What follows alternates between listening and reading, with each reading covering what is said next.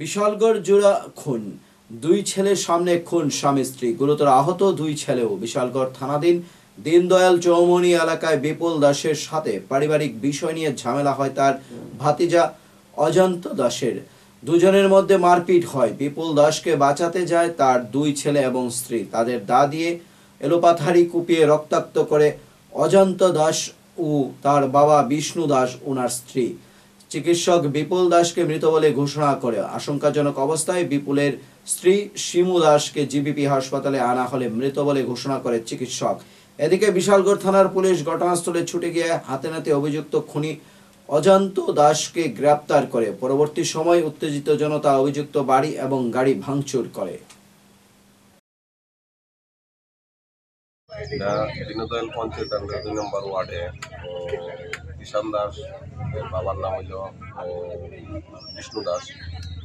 কিষান দাস, তার কাকা বিপুল দাস, সীমা দাস এবং তার দুইটা বাচ্চা, বাচ্চা।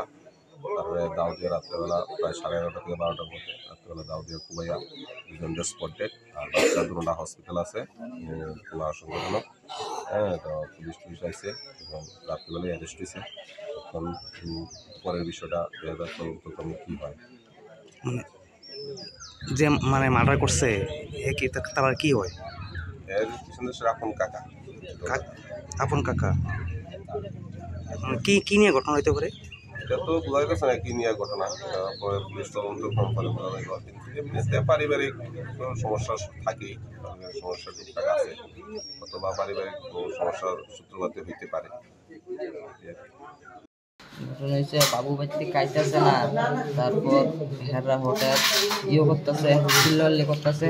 তো বাবু কনে বাবুর আয়া দুই মারণ শুরু করছে। আমরা কিছু করে আমরাও গেছি বাবুর আনন্দের লেগে। কে মারছে? আমার ভাই। কেমন ভাই? যেটা তো ভাই। কি নাম? নাম অজন্ত দাস। আচ্ছা।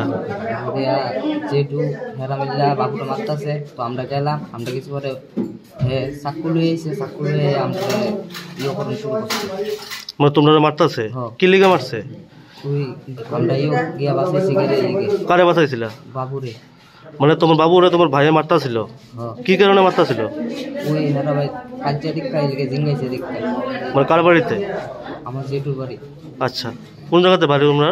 আমরা বাড়ি দীনদয়াল চৌমুহনী। কারে কারে মারছে? আমার মারছে, মারে মারছে বাবুরে, বাইরে।